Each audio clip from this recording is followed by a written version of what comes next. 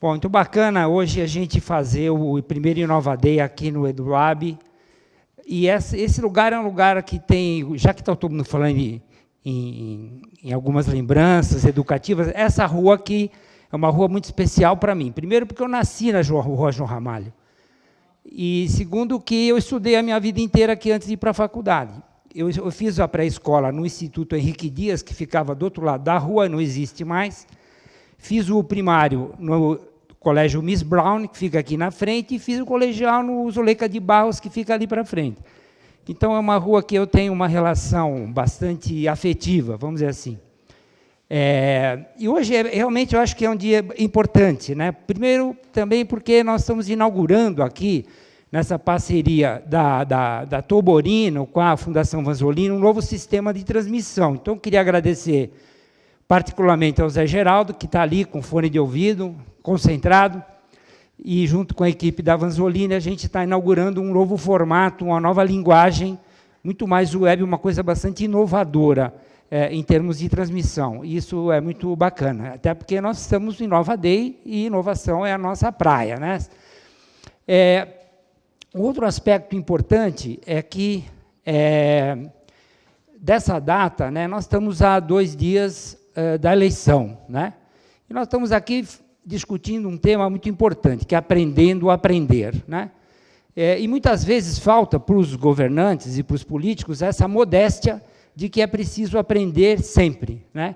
Então, nós ficamos aqui, acho que todos nós, independente de preferências, nós ficamos na torcida para que os futuros governantes dos estados e os governantes do país olhem para a educação e tenham a modéstia suficiente de aprender a aprender, porque só a educação é que transforma, certo? Bom, então vamos começar a nossa jornada aqui. Eu vou pegar as perguntas que começaram a chegar no nosso canal.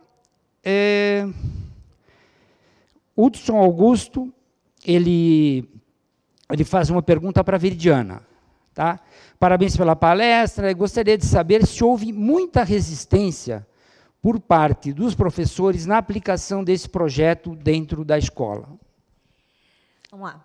Não só houve, como ainda existe. Então, a resistência à mudança, a mudança na vida, nos processos, no que a gente passa no dia a dia é enorme.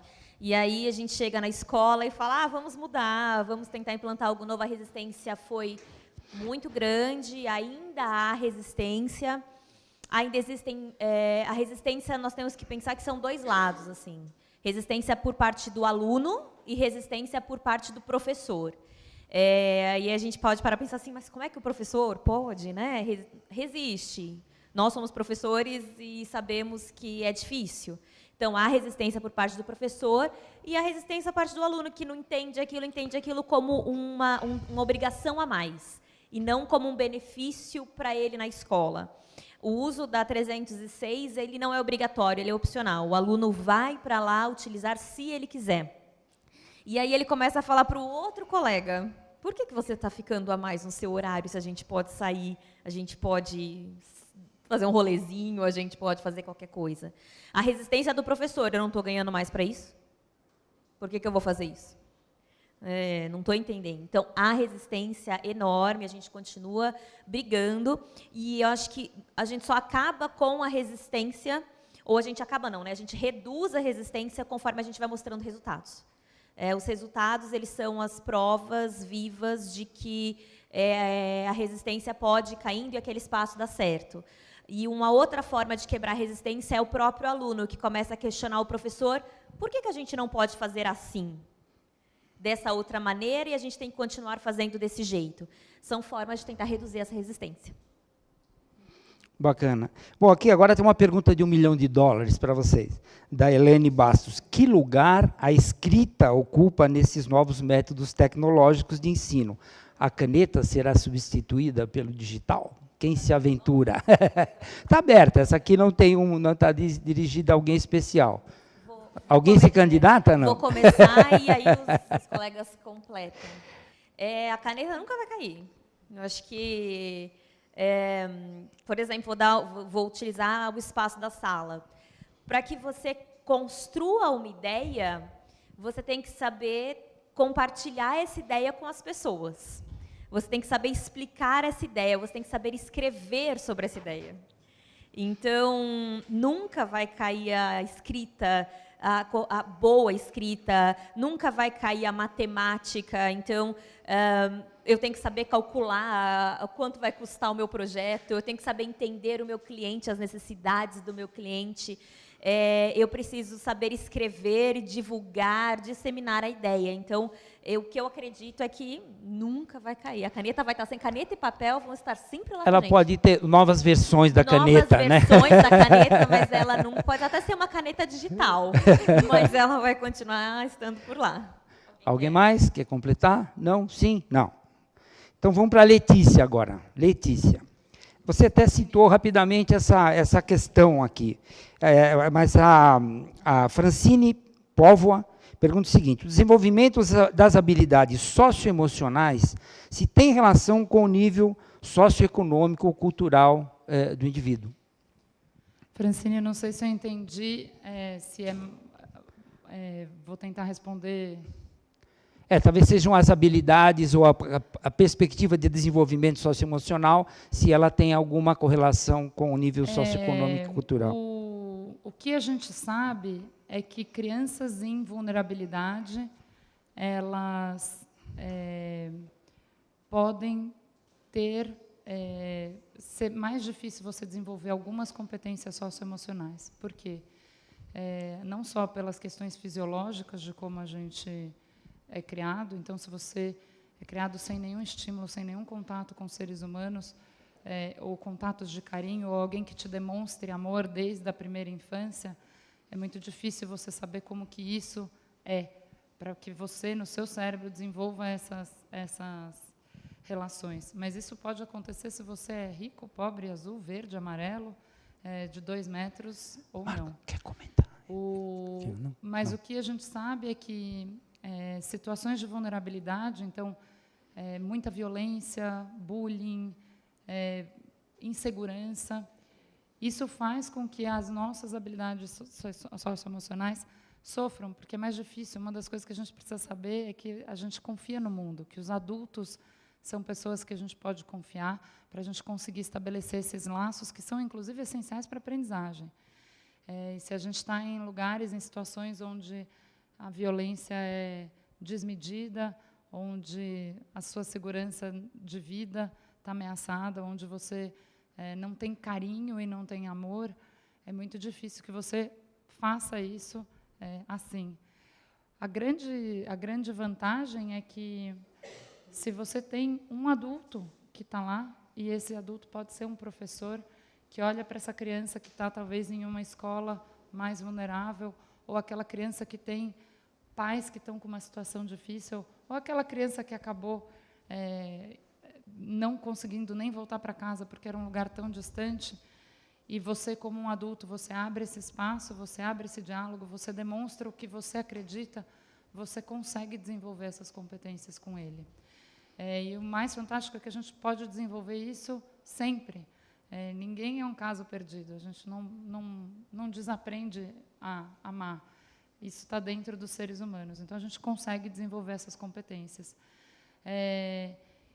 Alunos, existem algumas pesquisas, tem uma pesquisa grande que foi feita, aí depois a Francine pode olhar, uma pesquisa do Instituto Ayrton Senna no Rio de Janeiro, na Escola Chico Anísio, eles fizeram uma pesquisa muito grande de competências socioemocionais, e um dos achados que eles tiveram, e aí talvez essa seja outra pergunta, é que jovens em vulnerabilidade, que apresentam mais violência, têm mais dificuldade de transformar essas competências socioemocionais. Mas isso é muito mais para explicar que a gente deve começar isso na escola desde muito cedo, trabalhando com essa linguagem, usando a história da caneta. A gente precisa dessa gramática, a gente precisa ter um letramento emocional, até mesmo para poder saber resolver essas questões. Não sei se eu respondi, mas depois, Francine, qualquer coisa me escreve. Não, ela conversa. manda de volta aqui.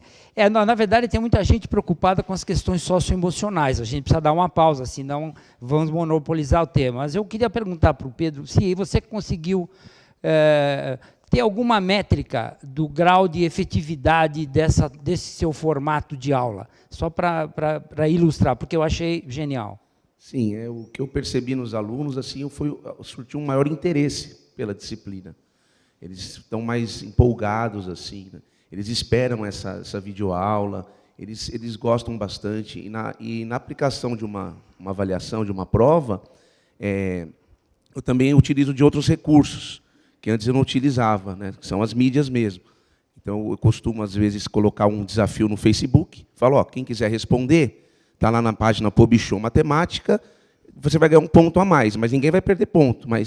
E eu, assim como sou das antigas, né, eu falei, caramba, um vai responder, todo mundo vai olhar o comentário, vai copiar, e, para meu espanto, não. Eu lancei um desafio, que acho que aqui todo mundo, de repente, já até viu na internet, que é aquele das vasilhas que vai caindo água e vai escorrendo para outras. Aí pergunta, qual que enche primeiro?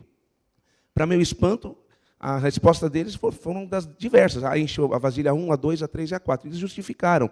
Se a vazão maior da torneira, né, é maior que a vazão de saída, ela vai encher primeiro antes de encher a última. E cada um deu uma resposta e realmente tinha coerência. Isso, falei, poxa, como eles estão conectados, né? Aquilo que a gente fala em sala, eles também buscam na internet. Eu percebi essa interação mesmo, da aula presencial com a online. Quer dizer, há uma conexão dessas diversas fontes. Sim, né? É bem interessante. E eles gostam disso, né? Bacana. Bom, Marcos, uma pergunta que acho que é importante. Hoje, o Brasil, eu lembro que alguns anos atrás, quando eu era consultor do Ministério da Ciência e Tecnologia, era surpreendente quando a gente via que, por exemplo, uma escola do Piauí ganhava a Olimpíada de Matemática, né?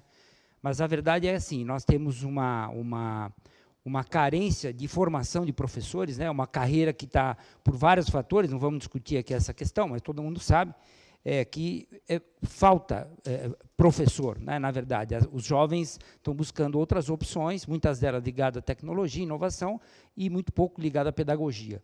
E, de outro lado, a gente tem uma carência na área de exatas, né? Que é essa área que eu acho que o teu projeto ele acaba ajudando a estimular, essa coisa do engenheiro, desse que constrói, né? Porque a engenharia é a que permite, de alguma maneira, você agregar valor a algum produto.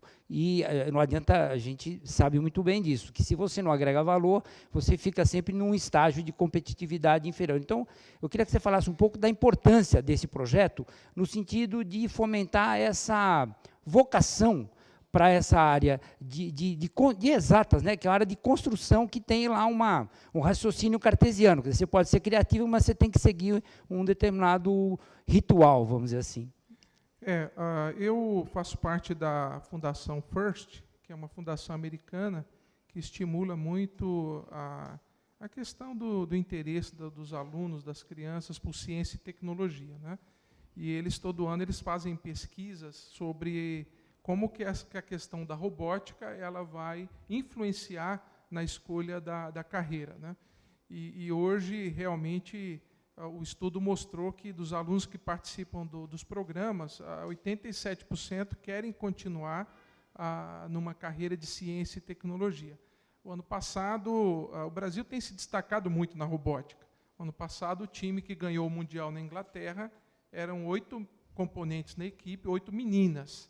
Então, não é mais um assunto restrito aos garotos, Sim. aquela coisa do menino nerd. Então, quando a gente dá a oportunidade, quando a gente dá o estímulo, realmente as meninas, os meninos, eles acabam abraçando essa oportunidade e colocando toda a sua capacidade mental, e isso é um ambiente muito fértil para desenvolver as competências socioemocionais, né?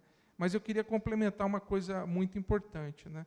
Às vezes a gente pensa que a questão da robótica sempre se refere a um ambiente tecnológico com equipamentos de ponta, né? Sofisticados, e não é bem assim. Eu penso que hoje existem muitos instrumentais, muitas tecnologias, o Arduino, por exemplo, que baixou muito o custo das plataformas de robótica. E a integração hoje com outros materiais, o Lego ele é muito bom, porque ele é estruturado para isso. A grande questão da robótica é que quando você aprende a conectar diferentes elementos, né, engrenagens, vigas, motores, a blocos de montar, enfim, o seu cérebro ele vai construindo um repertório de peças mecânicas que se conectam entre si e gera uma aprendizagem para você enfrentar um desafio, para solucionar um problema que envolve a construção de algo físico. Isso vai ser transferido para aplicação em outras áreas também, não é só em amplificado isso, vai ser eventualmente, uma amplificado. aplicação em larga escala. Então, hoje, o instrumental ele tem muitos tipos de kits, né? O Arduino está crescendo muito, e eu penso que é importante dar oportunidade, deixa eles se desenvolverem, deem mais protagonismo para os alunos, né? Bacana. Bom, tem alguém da plateia que gostaria de formular alguma pergunta para o nosso pessoal aqui? Não? Alguém se candidata? É só vir aqui ao microfone. Aqui. Você vai ter que se apresentar. Agora, você vê que mudou o formato aqui, então agora você vai ter que contar só uma pequena historinha também. Bom dia, eu sou o Flávio Sapucaia, sou da Universidade Corporativa do Metrô. Também faço parte aqui do comitê do InovaDay, e é um prazer aqui estar com vocês. Até porque a EFAP aqui, eu vi o nascimento da EFAP, né? Então praticamente ela foi minha tese de doutorado, quando eu fiz aqui na PUC. Então o sentimento, né? Eu trabalhei muito com a Secretaria de Educação na área de tecnologia e formação de gestores escolares em uso de tecnologias. E aí a pergunta, né? Quanto que eu me emocionei pela Veridiana, que eu acho que ela mostrou a foto ali, eu realmente me emocionei, porque aquele espaço era, para quem não conhece, é o Carandiru, né? É o antigo Carandiru, era a penitenciária do Estado. E eu lembro quando eu fui dar o treinamento, lá um dos treinamentos que eu dei, uma formação de educadores para o Centro Paula Souza, foi lá, e aquilo era um clima pesado, né? Então, você dá aula num lugar que era uma antiga penitenciária, com toda a história que tinha, era um clima pesado. E aí, quando você mostrou aquela foto, com aquelas crianças, né, aqueles alunos ali, até porque eu tenho uma filha que também está no ETIM, né, então ela faz técnico, mas quando você vê que aquele espaço foi transformado de uma antiga penitenciária para um espaço de empoderamento juvenil, né, então, assim, os professores resistentes, eles têm que lembrar um pouco história, né, então, eu acho que é isso que eu queria, colocar um complemento, mas você colocar um pouquinho como que é esse processo também dessa apropriação do espaço e como que esse empoderamento juvenil que você colocou. O espaço onde é desenvolvido esse projeto é na ETEC Parque da Juventude, ela é ali onde era o antigo Carandiru. Então, dentro do onde era o complexo do Carandiru, hoje temos o parque, que é o Parque da Juventude, a ETEC de Artes e a ETEC Parque da Juventude e a Biblioteca de São Paulo. Então, a todo momento a gente gosta de lembrar para os alunos a história do Carandiru, porque eu quando era jovem, eu andava de metrô e a gente costumava ver as mãos balançando por fora das grades ali na estação Carandiru, ela é bem frente ao metrô mesmo. E os alunos que estão lá, os que chegam, eles não têm conhecimento da história daquele local. Então, os professores, nós trabalhamos assim sempre que possível para que eles reconheçam o que era o local, a história do local. Inclusive, convido a todos, se quiserem, lá dentro tem um museu do Carandiru com os objetos dos ex-moradores.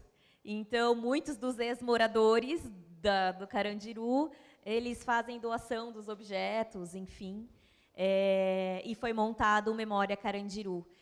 O que a gente vê hoje, né, as pessoas entram e falam, aqui que era o Carandiru, mas não parece.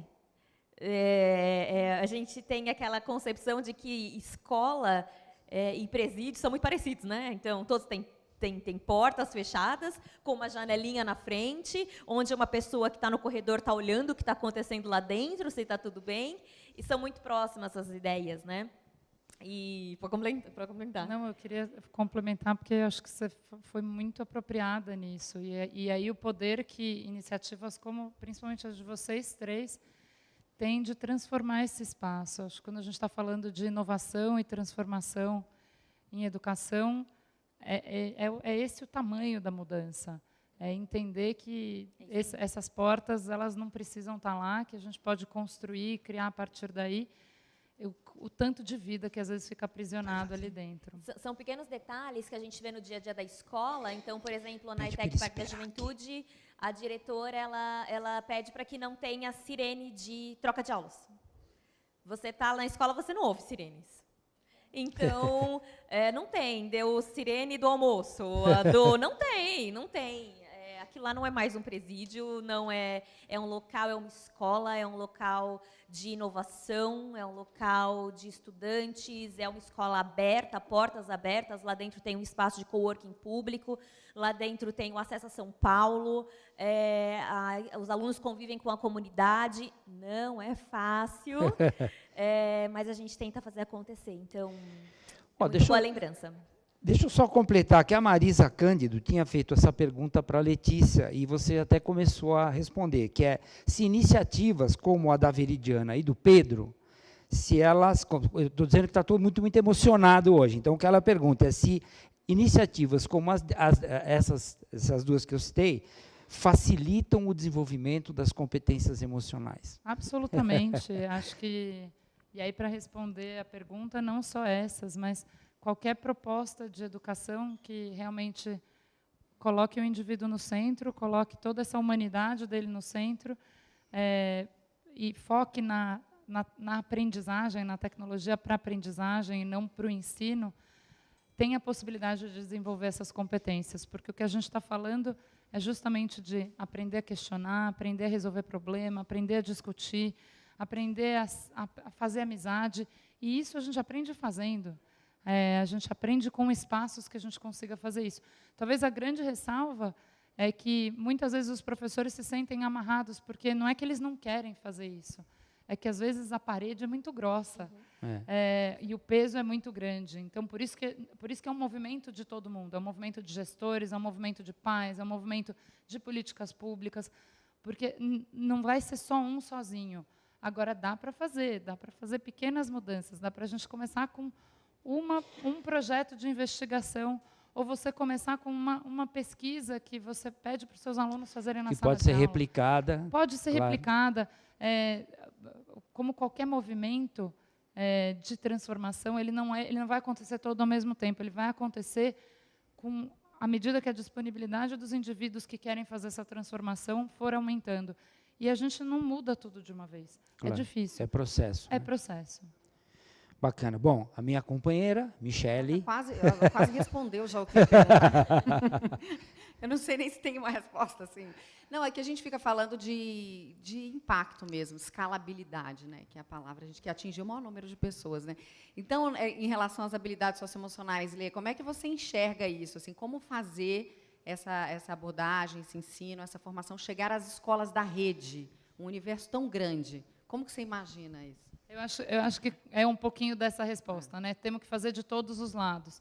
E aproveitando de novo esse painel ilustre, aqui tem maneiras de impacto. A gente está falando de 3 maneiras diferentes, ou mais, mas diferentes, de abordar um trabalho de aprendizagem mais ativa, mais colaborativa, mais respeitosa do indivíduo, e que acontece na rede do Estado em inúmeros lugares. Eles já acontecem. Às vezes já acontece com o protagonismo de um professor, uma liderança nessa escola. Eu acho que a primeira coisa que a gente precisa fazer é virar a nossa atenção e olhar para isso. Olhar para o que a gente já faz, o que já está sendo feito, e tentar fazer um pouquinho, né? A gente não está mudando tudo, a gente está mudando a nossa percepção do que é o propósito e como que a gente faz essa educação transformadora. Eu acho que tem um instrumento muito importante, que é você ter no seu currículo e ter nas suas diretrizes, principalmente quando a gente pensa numa rede do tamanho da rede do Estado de São Paulo, que é o maior empregador do país. A gente precisa, sim, ter políticas públicas que olhem para isso, porque a organização e a gestão de toda essa rede ela não é simples, e ela precisa ser coordenada. E acho que a gente tem um movimento muito importante com a BNCC, olhando não só para o Brasil, mas olhando não só para São Paulo, mas para o Brasil inteiro. De novo, independente do que você acha, X, Y, Z, as competências gerais, acho que ninguém aqui não quer que seu filho tenha autoconhecimento, que ele tenha um pensamento científico e crítico, que ele tem autonomia. Então, se a gente conseguir todo mundo nessa coerência de visão, alinhar as nossas políticas públicas, nossas práticas pedagógicas, nossa formação de professores, a gente tem uma chance de fazer com que esse movimento ande realmente junto com muito mais força. Bacana.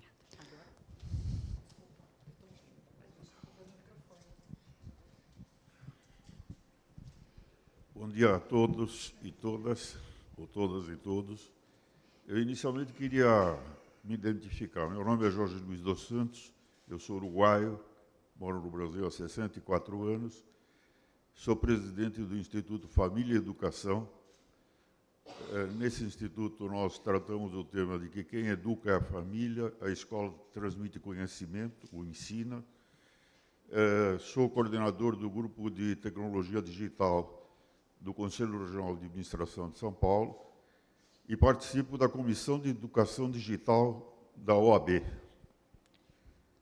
Então, eu tenho 75 anos, portanto, tenho mais de 50 anos de experiência nessa área da tecnologia. Fiquei muito feliz que você começou com o TK85, porque eu, na época, era o diretor de marketing e vendas da Microdigital. Eu vi muita gente que está hoje na tecnologia, que começou brincando com o TK85, TK90, né? Eu primeiro queria elogiar a iniciativa da Inova Day, tomando essa iniciativa de multiplicar essa informação, porque o que eu vejo no país é que acabam se tornando ilhas da fantasia e não há comunicação interna. Eu participei de um projeto de informática na educação e eu fui convidado pelo Ministério da Educação nos anos 85, mais ou menos, e tinha 5 projetos no Brasil: a Universidade do Rio Grande do Sul, a Universidade aqui, a USP, a Universidade Unicamp, uma universidade em Pernambuco, e todas elas trabalhando com um projeto estimulado pelo Ministério da Educação. E eu fui convidado para visitar. Eu era diretor da Microdigital, eu não era da área da educação, mas como naquele momento existia uma identificação com a tecnologia, com a indústria, etc., mesmo com a resistência dos professores com a área empresarial, o professor na área acadêmica acha que os negócios é um negócio que não é com ele, né?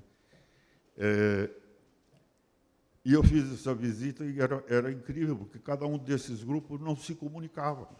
E o pessoal de Recife tinha mais contato com a Europa, até por proximidade física, do que com o pessoal do Rio Grande do Sul. Então, nós temos que trabalhar, na minha opinião, querendo dar uma contribuição também para vocês. Gostei muito do seu projeto. Você não falou nada, mas aquela sala, além de todo o ambiente, vocês fizeram um tratamento lúdico na sala de aula, utilizando cores nos materiais que foram colocados, que isso é um estímulo para as crianças. A questão do desenvolvimento da robótica é uma área que eu gosto muito, trabalho nisso há muitos anos. Eu gostaria depois de conversar com você, mas eu queria dar foco no que a Letícia falou. Porque o nosso Instituto Família e Educação estuda o seguinte: as pessoas nascem com um tesouro de Deus, tempo. E o tempo é finito. Então, eu costumo dizer o seguinte: a gente tem que usar o tempo de forma inteligente, porque ele é finito, ninguém compra. Bill Gates não compra um segundo. Segundo, as pessoas, quando nascem com 25% dos neurônios conectados, sinapses, só 25%. É dos 0 aos 3 anos que as crianças precisam ter estímulo de crescimento dessas conexões, que nós depois, como mais adultos, chamamos isso de inteligência. Para que isso ocorra, dos 0 aos 3 anos, a criança tem que ter um ambiente, amor, carinho, bons exemplos dos pais, boa alimentação, disciplina e limites, dos 0 aos 3 anos. Hoje em dia está sendo usada a tecnologia como babá eletrônica. Na nossa época de jovem, a babá eletrônica era a televisão. Hoje é o tablet. A gente pega a criança de 2, 3 anos, já está mexendo tudo aquilo, escolhe o jogo que ele quer jogar, tem inteligência para isso. Eu brinco dizendo que as crianças hoje nascem com chip na cabeça, mas isso não deveria ser feito, porque existem institutos aqui na cidade de São Paulo que trabalham para estimular que as crianças brinquem. Aqui você falou sobre essa região que você nasceu e trabalhou. Naquela época se jogava bola na rua com bolinha de pano. Sim, com certeza. Se empinava papagaio, se corria carrinho de rolemã, que nem ele. Isso acabou. Isso não pode acabar. A criança tem que ter um processo de crescimento natural e brincar é importante. Não pode colocar ela na tecnologia para facilitar, para que ela fique distraída, não se dê atenção. E eu queria só concluir lembrando a vocês que no Japão, e vocês todos já ouviram falar dessa história, mas eu quero enfatizar. No Japão, o único cidadão que não precisa cumprimentar, baixando a cabeça para o imperador, é o professor. Por quê? Porque o imperador respeita o professor. Em função desse respeito do imperador do Japão ao professor, o professor tem o respeito de toda a sociedade. Na Alemanha, também, o professor é muito bem remunerado e respeitado pela sociedade. Mas o modelo do japonês eu gosto mais, porque ele tem um aspecto de que, pela presença e pela importância do professor, se o professor em sala de aula encontra uma criança que começa a se comportar de forma estranha, diferente daquilo que seria o normal, esse professor vai chegar para essa criança e dizer: Pedro, avisa seus pais que eu vou passar na sua casa daqui a 2 dias. E ele vai daqui a 2 dias na casa desses pais para saber por que aquela criança tem aquele comportamento em sala de aula. E pode ter vários motivos. Pode ter perdido emprego, pode o pai estar bebendo, pode estar batendo na mãe. Qualquer situação anormal na família. O professor vai dizer o que tem que fazer e aquele casal vai fazer o que ele mandou. Eu uso a expressão mandou, mas recomendou. Você tem uma pergunta? Desculpa. Sim, mas eu quero só concluir com essa experiência do Japão, a gente porque é está muito meio em importante cima da para tudo hora. isso que vocês estão falando aqui. Porque, por mais estranho, por isso que eu falei de fantasia, por mais estranho que tudo isso pareça, e todo mundo conhece esse modelo japonês, foi o professor César Calegari, um nome na educação do Brasil, que implantou isso como secretário de Educação em Taboão da Serra, e ganhou o prêmio da ONU. Então, o trabalho que vocês estão fazendo, eu não vim aqui para fazer pergunta, não, eu vim para elogiar vocês e toda a organização desse evento, e eu me sinto muito feliz de ter dedicado essas 2h30 para aprender com vocês essa experiência de vocês. Muito obrigado a todos vocês. Obrigado a você.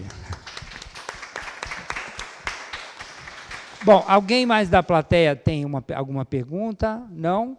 Não? Então, assim, vamos fazer um encerramento diferente hoje. Vamos fazer o seguinte, como nós temos a eleição em frente, eu gostaria que cada um de vocês desse uma mensagem de qual que é a expectativa que vocês têm para os novos governantes, para o futuro, já que nós estamos falando de educação e sabemos que o Brasil é efetivamente um grande desafio para a educação, quer dizer, nós precisamos disso fortemente. Então, eu gostaria que vocês deixassem uma mensagem de o que você acha, que você gostaria que acontecesse a partir de 1º de janeiro de 2019. Marco, vai para Para mim, acho que a palavra é humildade. Eu acho que está no momento da gente olhar com bastante atenção o nosso passado, o que aconteceu, enfim, né, o que a gente fez, os acertos e os erros, reconhecer os acertos, mas também entender onde erramos, né, e ter esse espírito mais sereno e humilde para reconstruir o nosso país, né, porque nós estamos bem polarizados. Essa é a palavra, humildade. Bacana. Fala, Virginia. Eu acho que o que eu gostaria lá no dia 1º de janeiro era reconhecimento que educação é base. Sem educação não haverá nenhum tipo de mudança, seja, sei lá, na parte econômica, em saúde. Educação ela ajuda na parte de saúde, um aluno bem educado, bem escolarizado, ele entende sobre alimentos, entende uma mãe, ele vai ser melhor mãe, melhor pai, vai ter mais educação no trânsito, ele é tudo de bom. Então, a educação ela é basilar. Se não tivermos foco em educação, se a gente não priorizar a educação, nada vai ser 100% a longo prazo. Então, acho que essa é a ideia de que eu gostaria de um novo governo. Pedro, você. Eu corroboro com a ideia aqui na minha colega, né? Exatamente, estava pensando nisso, a educação é a base de tudo.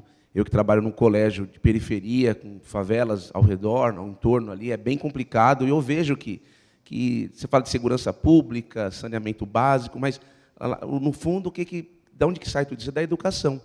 E a palavra que eu tenho, que eu sinto, a palavra é esperança. Nessas eleições, minha palavra é essa, esperança. Eu acho que a minha palavra, talvez até depois da fala do nosso colega, é que a escola ela é o grande espaço que a nossa sociedade tem de amor. Se as coisas mais importantes da nossa vida são brincar, são ter disciplina, são ter amor, são ter bons relacionamentos, são ter tudo que é de bom, a escola ela é o espaço que a nossa sociedade depositou para que, desde a mãe, que é professora da rede pública, que com 6 meses volta a trabalhar e não está em casa para ficar com seus filhos de 0 a 3 porque eles estão na escola, ou eu, que sou executiva, trabalho, que às vezes não posso estar em casa, tem uma pessoa que me ajuda, que não está em casa com os filhos, mas que a gente deposita na escola toda a nossa confiança, que essa escola ganhe não só a relevância, mas assuma o papel que tem de ajudar a formar essa sociedade que a gente vive. A gente já faz isso, a gente não deixa de fazer isso.